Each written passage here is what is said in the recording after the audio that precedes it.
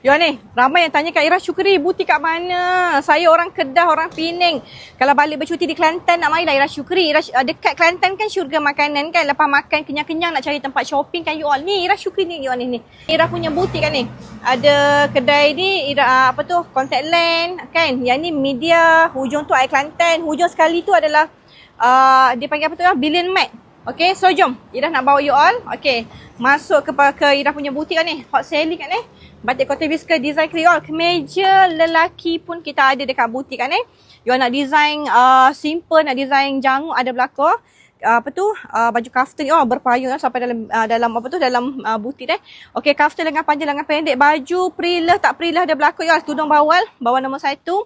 Kain you nak pakai sedono seragam ada belakang kakak ni. Okey, boleh mai walk in dekat Ira Syukri di mana di Jalan Tanjung Cak Kota Baru Kelantan. Butik buka hari-hari sayang pukul 9 sampai ke 6.30 pakai mai belakang you deh.